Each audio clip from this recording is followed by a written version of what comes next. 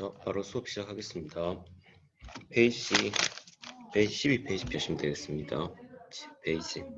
자, 이번 단원에서는 좋은 글 선택하기 할 건데요. 좋은 글 선택하기. 그러니까 제일 중요한 건 글을 선택하는 방법과 과정을 아는 게 제일 중요하다고 할 수 있겠습니다. 자, 그래서 12페이지 보시면 좋은 글을 선택하는 것의 중요성. 왼쪽에 있는 시는 한번 읽어보시고 요건 그냥 한번 쭉 읽어보겠습니다. 자, 그래서 독서는 한 사람의 인생을 바꿀 수도 있는 매우 중요한 계기이다, 경험이다 이렇게 해놨는데 여기 보시면 요게 바로 독서의 필요성이겠죠, 그렇죠?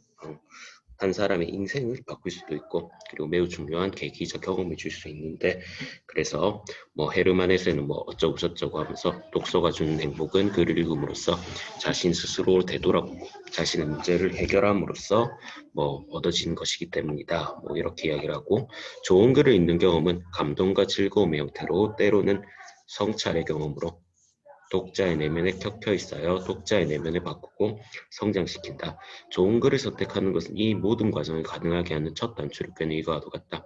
이때 어떤 글이 자신의 목적에 부합하고 읽을만한 가치가 있는지 판단하는 것은 독자에게 달려있다.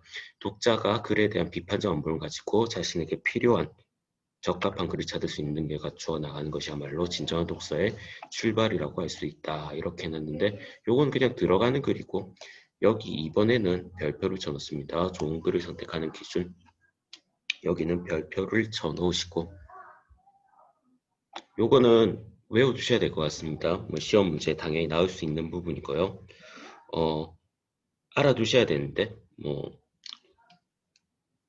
외워둬야 시험 문제를 푸시는데 도움이 되겠습니다. 보면 좋은 글의 선택 기준을 교과서에는 어떻게 해놨냐면 세 단계로 해놨습니다.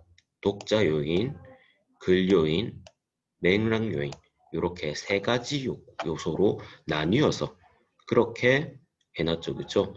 그래서 보시면 아시듯 시험 문제에 나온다면 다음 중 분류를 제대로 안 한 것은 혹은 독자 요소 좋은 글 선택 기준에서 독자 요소에 대해서 써보라 혹은 맥락 요소에 갑자기 독자의 관심 흥미를 충족하느냐 이런 게 들어가 있으면 이상하겠죠, 그렇죠? 그래서 이런 식으로 공부를 하시면 되겠습니다. 자, 한번 읽어볼게요. 독서는 읽을 글을 선택하면서부터 시작된다. 좋은 글은 독자에게 지식과 감동, 즐거움을 주고 독자의 정신적 성장을 이끌어낸다. 읽을 글을 선택할 때 다음 세 가지 요건, 교과서에는 독자, 글, 맥락 세 가지 요소라고 이야기를 했죠, 그죠? 독서 목적과 글에 맞는 좋은 글을 선택할 수 있다. 자, 첫 번째 가볼게요. 독자 요소. 학업, 교양, 문제 영역, 타인과의 관계 유지는 읽기 목적에 맞는가? 자, 요거는 목적에 동그라미 쳤습니다. 첫 번째, 독자의 기준으로 좋은 글을 선택할 때 제일 먼저 고려해야 될 거 바로 읽기 목적이겠죠, 그죠? 요거는 다른 시험 볼 때라도 말하기, 듣기, 쓰기, 장문 여기서 보더라도 제일 중요한 게 뭐냐라고 한다면 바로 목적에 맞게 행동하는 것입니다. 그래서 내가 학업이 목적인데 제가 독자가 글을 읽는 목적이 학업이라고 치면 학업이 목적임에도 불구하면 어떤 글을 선택해서 읽어야 될까요? 교과서나 참고서겠죠, 그죠? 그런데 학업이 목적인데 컴퓨터 게임 잡지를 꺼냈다. 이러면 문제가 있는 거겠죠, 그죠? 목적에 맞는 글을 선택하지 못한 걸 겁니다.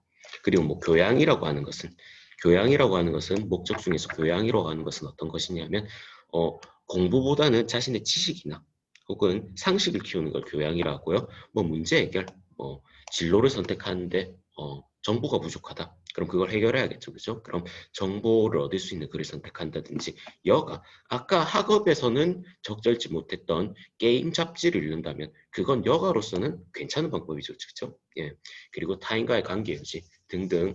첫 번째, 독자라면 뭐 할 수 있어야 되냐? 바로 읽기 목적에 따라 글을 선택해 줄 수가 있어야 된다. 됐습니까? 자, 그 다음 가볼게요. 자, 그 다음 독자의 관심과 흥미를 충족하는가? 그래서 관심에다 동그라미 넣습니다. 관심에다 동그라미. 그래서 첫 번째는 바로 독자의 목적에 따라 글을 선택했자면 두 번째는 독자의 관심에 따라 그렇게 글을 선택하는 것이 옳다. 자, 여러분 1 더하기 1을 1 더하기 1이 인 거에 대해서 관심이 있습니까? 9구단 2 곱하기 2가 4인 거에 대해서 여러분 관심 없죠, 그죠?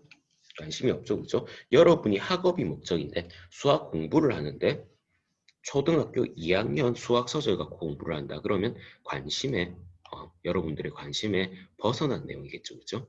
그리고 또 여러분들이 게임에 관심이 있었는데 갑자기 아이돌에 대해서 글을 읽는다면 그거는 관심 학문을 충족할 수 없겠죠, 그죠? 그래서 첫 번째가 독자 요인에서 목적이었지만 두 번째는 관심이라고 볼 수 있겠고, 자, 그리고 수업 시간 이야기를 했었죠, 그죠? 배경 지식과 읽기 능력이 바로 뭐다? 우리의 국어 읽기 능력의 근육이다. 그러니까 바로 기본 베이스라고 볼 수 있겠습니다. 자, 그럼 배경 지식과 읽기 능력에 맞는가라고 이야기를 한다면 이건 뭐라고 볼 수 있겠죠?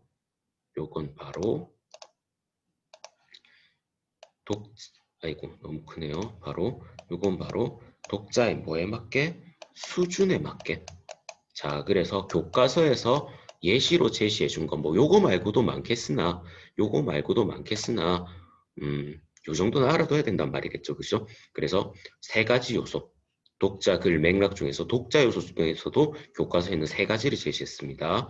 바로 독자 중에서 목적, 독자의 독서 목적 첫 번째, 두 번째 독자의 독서 관심, 그리고 독자의 수준 요 세 가지 요소를 고려해서 우리가 뭐 해줘야 된다?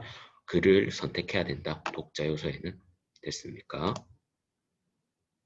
자, 그 다음 가볼게요. 그 다음 글 요소입니다. 글의 내용이 믿을 만한가? 글의 내용이 믿을 만한가? 요건 바로 뭐냐면 국어에서 이야기를 했었죠. 말듣스 그리고 읽기에서 글을 평가하면서 글을 비판적으로 읽을 때 제일 고려해야 될 3요소를 뭐라 했냐면 요 세 가지라고 했습니다. 신타공 입에 알아 놓으셔야 됩니다. 입에 달듯이 믿을 만한가? 이건 바로 글의 뭘 판단하는 거죠? 글의 바로 신뢰성을 판단하는 거죠. 그렇죠? 글이 믿을 만한가? 신뢰성. 자, 그리고 두 번째가 있습니다. 글이 이치에 맞는가? 신타공이랬습니다. 이건 바로 타당성입니다. 타당성. 자, 여기서 말하는 글의 타당성은 글이 이치에 맞는가? 여러분 너무 주관적으로 보이죠, 그죠? 요거는 주장과 그리고 근거가 적절해서 이치에 맞는가? 이게 바로 타당성입니다. 글의 이치에 맞는가? 그리고 쌤, 그럼 믿을 만한 것도 주관적이잖아요. 라고 하는데, 여기서 말하는 신뢰성은 글에서 제시하는 수치라든지 혹은 자료의 인용, 이런 것들이 믿을 만한가? 이건 바로 뭐냐면, 믿을 만한 근거를 제시했는가? 근거란다. 그럴 만한 출처를 제시했는가로 보시면 되겠습니다. 신뢰성은. 그래서 우리 학교 총 학생 인원은 731명이야. 네가 그걸 어떻게 알아? 이렇게 하면 신뢰성에서는 이렇게 이야기하면 안 되겠죠. 우리 옆집 치매 걸린 할머니가 그렇게 이야기했어. 신뢰성이 있습니까? 신뢰성이 없죠. 그죠? 출처. 그러니까 다른 사람이 말해줬다던가 그 자료의 출처가 전혀 신뢰성이 없죠. 그죠? 하지만 우리 학교 정보 공시 시스템에 들어가 보니까 그렇게 돼 있던 걸 신뢰성이 있죠. 그죠?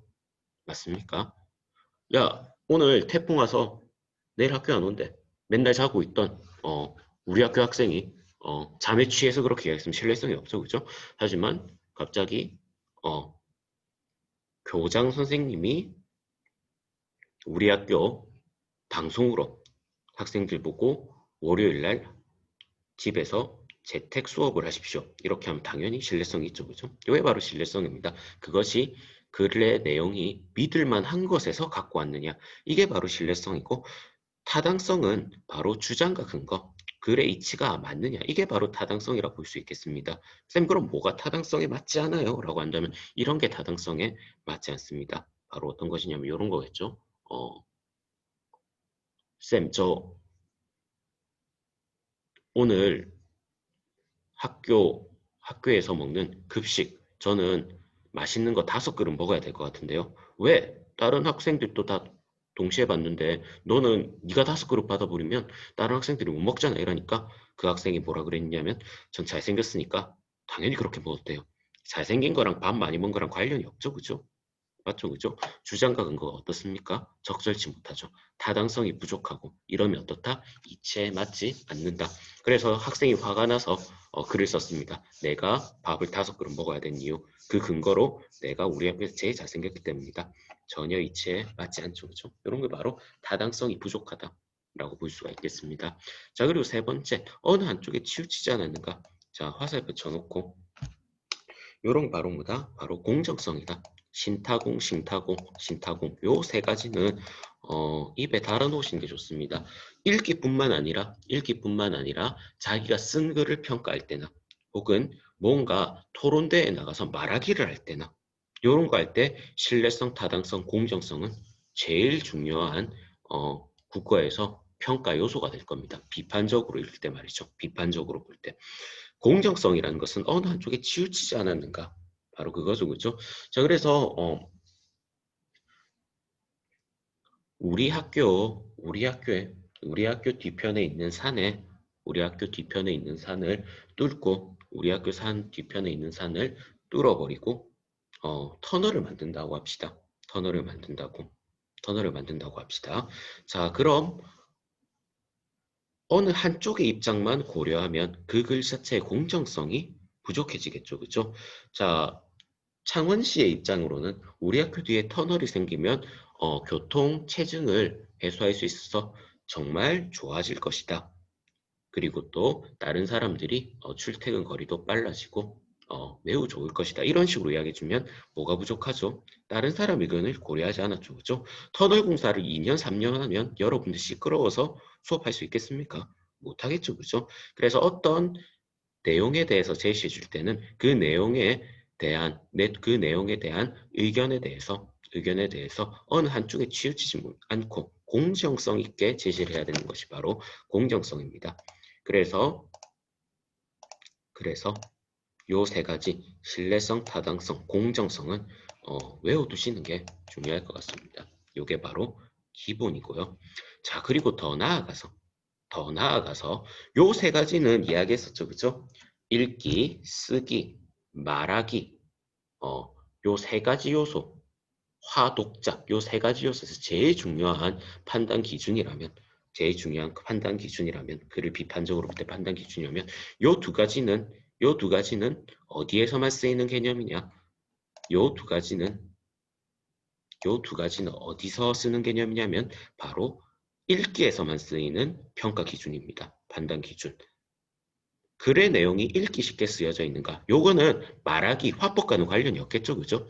그리고 두 번째, 편집이 읽기 쉽고 편하게 구성되어 있습니까? 말하기랑은 관련 없죠. 하지만 뭐에서는 글을 읽을 때는 되게 중요한 평가 기준이 될 수가 있겠다. 그러니까 요거는 글에서만 나올 수 있는 평가 기준이라고 볼 수 있겠는데, 자, 쓰겠습니다.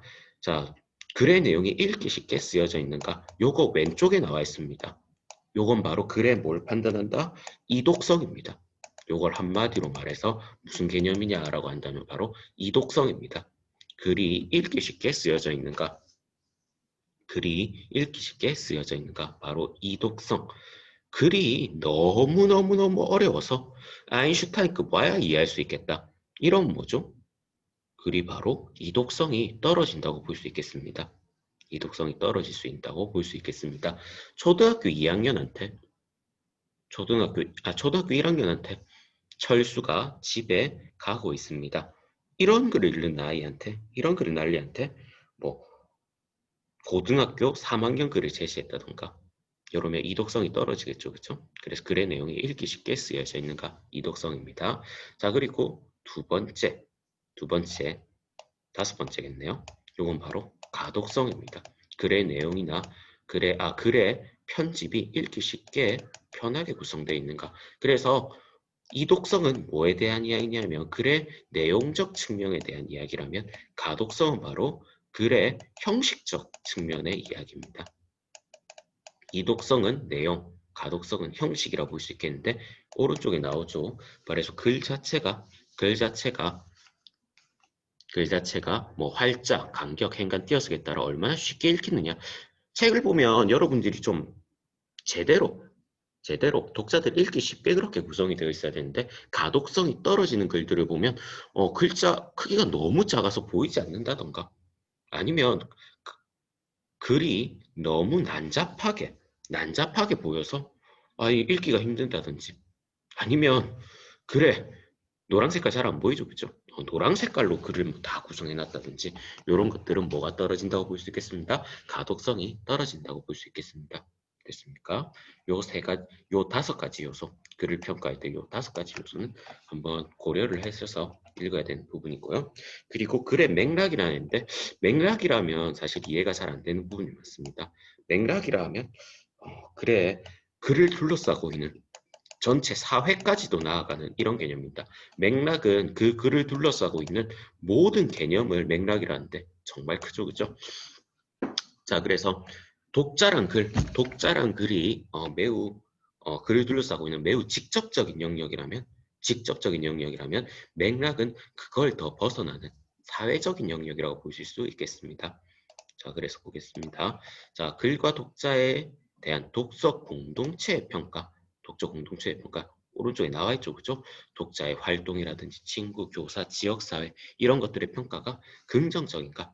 여러분들이 학교에 왔는데 매우 반사회적인 글이라든지 아니면 너무 야하다든지 학생이 읽기에 이렇다면 선생님이 어떻게 생각할까요? 독자 공동체의 평가에 교사가 나오죠, 그죠? 그럼 선생님이 너 왜 그런 거 보니? 라고 이야기하겠죠, 그죠? 그래서 독서 공동체의 평가가 긍정적인가? 라고 해놨으면 긍정적이겠나요? 아니겠죠, 그죠? 그래서 뭐다?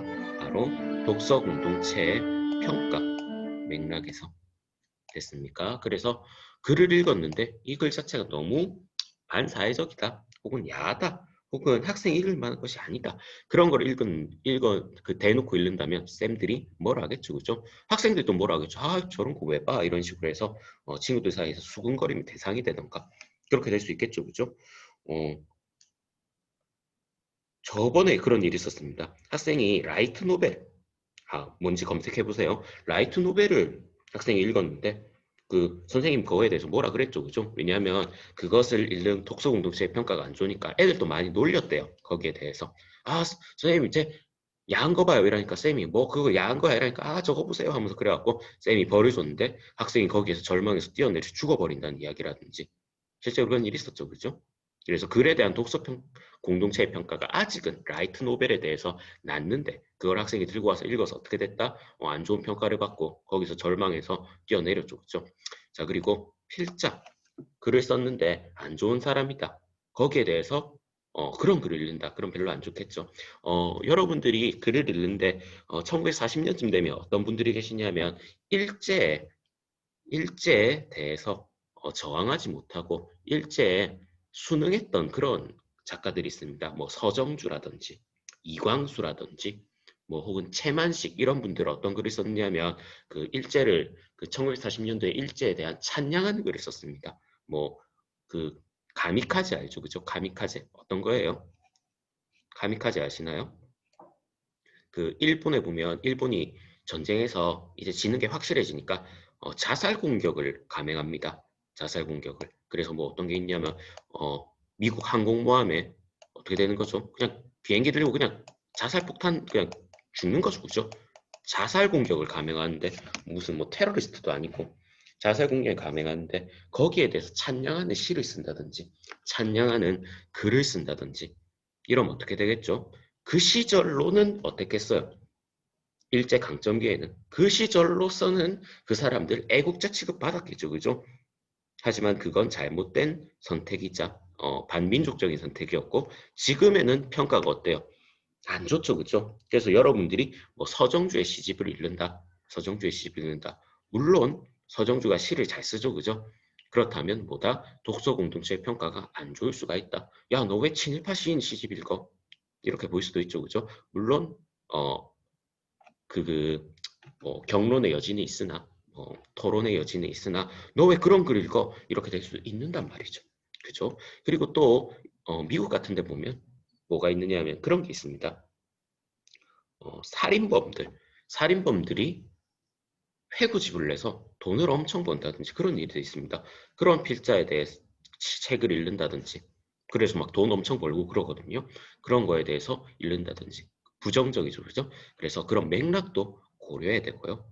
자, 그리고 그 다음 볼게요. 여러 세대를 통해 검증된 가치 있는 글인가? 자, 여다 밑줄 바로 뭐다? 검증이죠. 그죠? 검증된 글인가? 검증된 글인가? 그래서 글을 읽을 때, 글을 읽을 때 항상 고려해야 될 가치는 아니겠지만 뭐 어제 나온 책 지금 사서 읽을 수도 있는 거잖아요. 하지만 글을 선택할 때 맥락적으로 보면 어떤 글들이 좋은 글이다?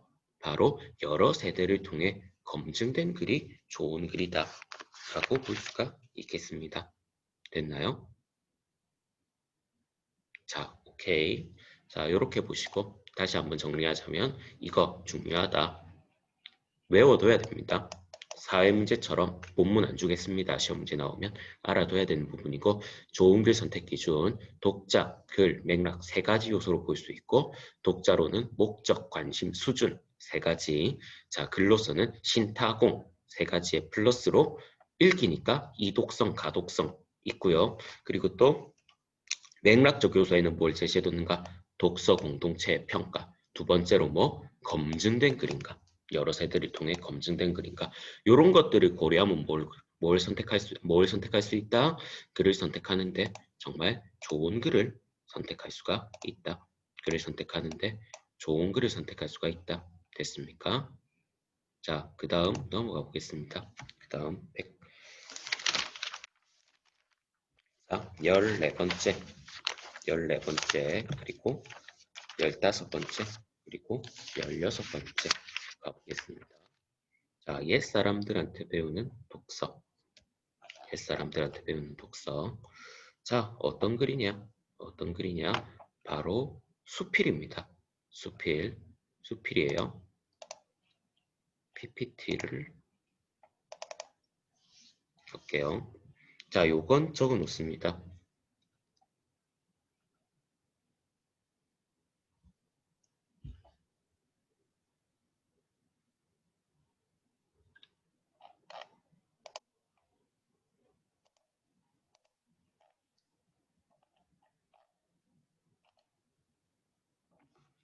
이런 슬라이드가 빠졌네요. 자, 요걸 적어 놓습니다. 자, 옛사람에게 배우는 독서 어떤 글이냐? 바로 수필입니다.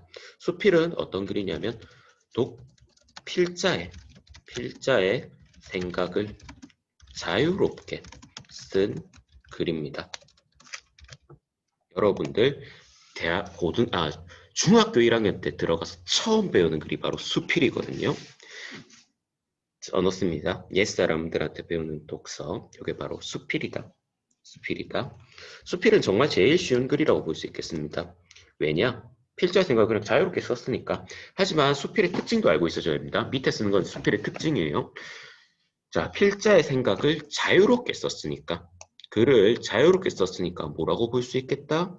써놓습니다. 자유롭게 썼으니까 뭐가 자유롭냐면 분량, 주제, 그리고 글감 이런 것들이 자유롭죠. 그렇죠? 분량, 주제, 글감이 자유로우니까 한 단계 더 나아가서 이런 것들이 자유롭다는 건 무슨 말이죠? 이런 것들이 자유롭다는 말은 글쓰니 그러니까 필자의 개성이 잘 드러나는 글이라고 볼 수 있겠습니다. 수필은 됐습니까? 분량도 자유로워, 주제도 자유로워, 글감도 자유로워. 그러니까 필자의 개성이 잘 드러나는 글이고 됐습니까? 그래서 여러분들 일기 쓴 걸 보면 뭐가 잘 드러나요? 필자의 개성이 잘 드러나죠. 그리고 여러분들 인스타그램이나 혹은 뭐 유튜브 아니면 뭐 페이스북 여기 글을 쓰죠. 그죠? 그 글에 뭐가 드러나요? 당연히 여러분들의 개성이 드러나죠. 어떤 학생들은 뭐 고양이에 대한 글만 쓴다. 어떤 학생들은 게임에 대한 글만 쓴다. 어떤 학생들은 아이돌에 대한 글만 쓴다. 뭐가 드러납니까? 여러분들의 개성이 잘 드러나죠. 그래서 21세기 수필이라 본다면 21세기 매체들 중 제일 수필이랑 가까운 것으로 볼 수 있는 것들이 있다. 뭐 틱톡, 유튜브, 뭐 페이스북, 인스타 이런 것들이 바로 뭐 21세기 수필이라고도 볼 수 있겠습니다. 자, 그런데 수필은 한 개 옆에 가로 쳐놓고 적어 놓으십시오. 가로 쳐놓고 적어 놓는데 수필은 무슨 취급한다? 수필은 문학 취급합니다. 특이하게 수필은 문학 취급합니다. 문학 중에서 교수를 취급합니다. 요건 계약하면 다시 좀 자세히 해 드릴 거고. 자, 그리고 한 개 더. 수필에는 종류가 있습니다. 수필에는 종류가 두 가지. 아시죠? 수필의 종류. 첫 번째, 가벼워서 무슨 수필? 경수필. 두 번째, 무거워서 무슨 수필? 중수필. 이렇게 있는데, 교과서에 나오는, 여기 나오는 옛사람에게 배우는 백수는 경수필입니다. 경수필은 가벼운 주제로, 가벼운 주제로, 어, 필자의, 어, 필사의 주변, 신변 잡기적, 실자의 주변에서 일어나거나 평소에 했던 가벼운 생각들을 적는 그런 좀 신변잡기 아무거나, 신변잡기가 무슨 뜻이냐면 주변에 있는 아무거나, 주변에서 얻을 수 있는 글쓰제 아무거나 쓰는 것이 바로 경수필, 가벼운 경수필이라면 이거는 이 글 옛사람에게 배우는 독서는 경수필이라 이야기를 했습니다. 중수필은 뭐냐면 바로 정치, 가볍죠, 그죠? 아, 무겁죠, 그죠? 무거운 주제로 정치 혹은 어떤 게 있냐면 바로 철학, 이런 바로 무거운 뭐 요즘 우리 대통령을 음해하는 나쁜 세력들이 있다 뭐 이러면 무겁죠, 그죠? 딱 봐도 뭐 할 수 있어요. 딱 봐도 정치적으로나 철학적으로 뭐에 휘말릴 수 있느냐면 경론에 휘말릴 수 있죠, 그죠? 아니 아닌데 그게 어떻게 맞냐? 혹은 우리 대통령 지금 뭐 하는 거야? 이런 식으로 하면 당연히 댓글 수천 개 달리겠죠, 그죠? 장난 아니죠, 그죠? 여러분 어, 네이버 정치란만 가봐도 네이버 다음 정치란만 가봐도 사람들 묻고 뜯는 게 가벼운 주제가 아니죠, 그죠? 그래서 무거운 주제, 정치 철학 이런 정치나 혹은 철학적 이야기 이런 것들을 쓴 수필이라면 중수필이라고 볼 수 있겠습니다. 하지만 경수필이든 중수필이든 필자의 생각을 자유롭게 썼기 때문에 뭐가 드러난다? 필자의 개성이 잘 드러나는 그런 거라고 볼 수가 있겠습니까? 됐습니다. 자, 오늘은 이까지 하고요. 오늘은 이까지 가고요.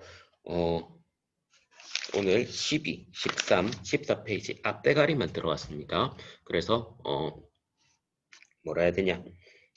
14페이지부터는 다음 차시가 인터넷 강의가 될지 안 될지는 모르겠는데 오늘은 요거까지만 하겠습니다.